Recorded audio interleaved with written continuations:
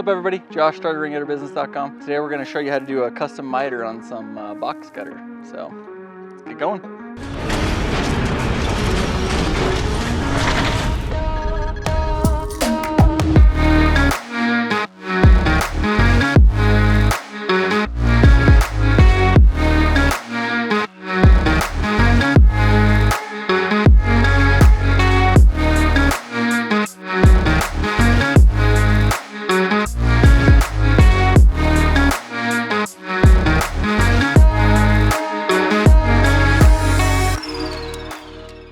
Okay, so here we go. This is going to be an outside miter. We have a template for this. This is called, I think they call it KWM box cutter. With our company, we call it 5-inch architectural box cutter. So just our name for it. But I have a template for this. I use a speed square to get my back line straight. And then this template just kind of sits in the bottom so you can get your bottom and front face done easily. This gutter is kind of hard to get your pencil and marks in here, and then a speed square makes it complicated, so a template makes it a lot easier and more consistent. So line this guy up in here. All right, and this is pretty similar to K-style, where if you do, a custom miter on K-style, you do flaps on one side, the other side is just a straight cut. So this is going to be our flap side.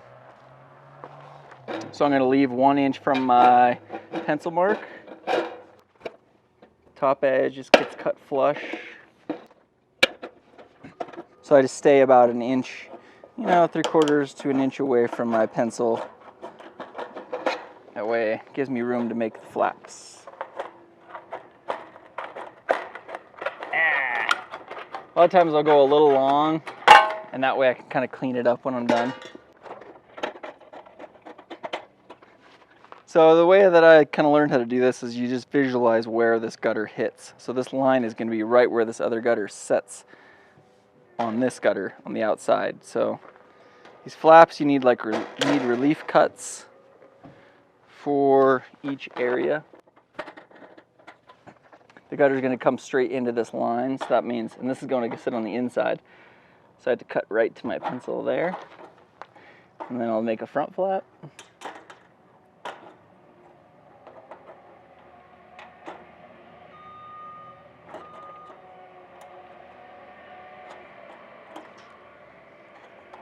And then a flap on this face.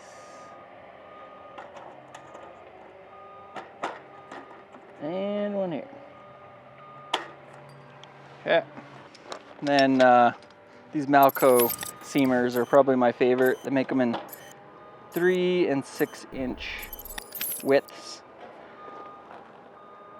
And they're way better than the cheap ones. They have like some knurling in here that help grip the metal. If you buy a cheaper pair, like at Harbor Freight or something, they're like 20 bucks cheaper, but they're pretty miserable to work with. So this is not the gutter that goes on here, but just to kind of show you guys how this is going to work. This gutter sits on the inside, preferably the water flow going this way.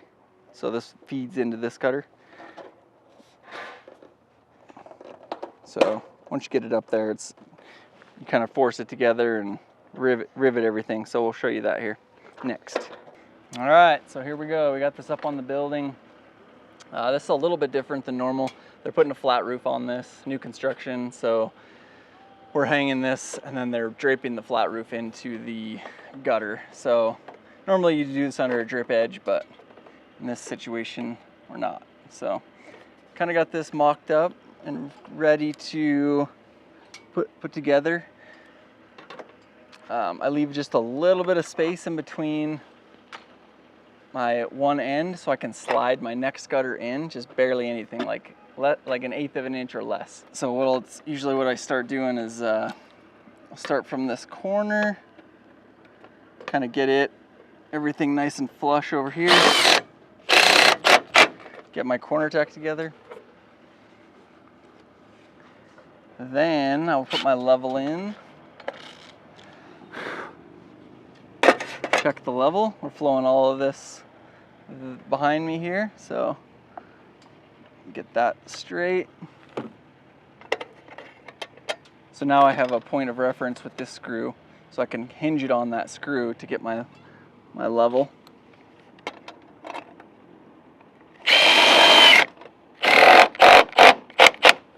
Okay, cool, fits pretty good. So this is a touch long. I'll probably just trim that up a little bit, or you can fold it over. So I'll kind of rivet it together and decide what to do there. So with these custom corners, I always rivet everything. So I have matching black rivets to match this gutter. Just looks a little nicer. Tie my front together. And I usually try to do a fastener every 2 to 3 inches of the mating surface between these two gutters.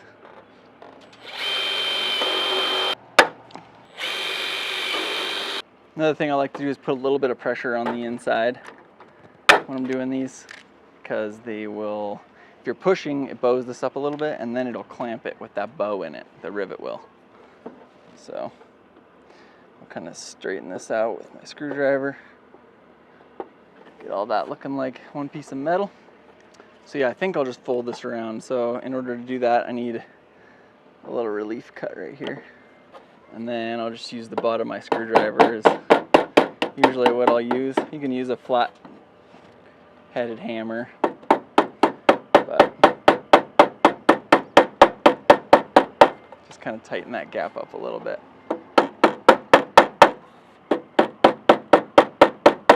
Cool, and then one more rivet. There it is.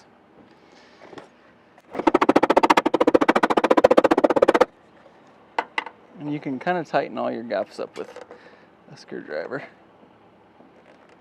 The tin snips kind of mar this metal a little bit, so you always need to do a little straightening usually. If you want to check out the inside here, this kind of gives you a good idea of how those flaps lay together. So you can see my rivets are just on the inside of that line. That line is about where this other gutter sets on the outside. And I have a screw in the back, a couple rivets in the bottom to keep that from moving around, and then a couple rivets on the front to keep everything tight. So worked out pretty good. I like to put a little bit extra glue on these bad boys. Make sure you get the rivets, flaps. I've seen guys not glue those rivets before. They are not waterproof. And then I always kind of think of this, we're in Big Sky right now, so everything needs to be stronger. And I always kind of think of this glue as a little bit extra strength for certain areas. So I'll add a little bit extra, like up in this top corner, to help tie that front corner together a little better. Kind of just helps everything hold up a little longer. And there you have it. Hope you guys liked our custom corner video. All these are really similar. It's just kind of different shapes and sizes. You use the same flaps and everything. So hopefully you guys can use this information on your project you're working on. So thanks for watching. Like, subscribe. See you on the next one.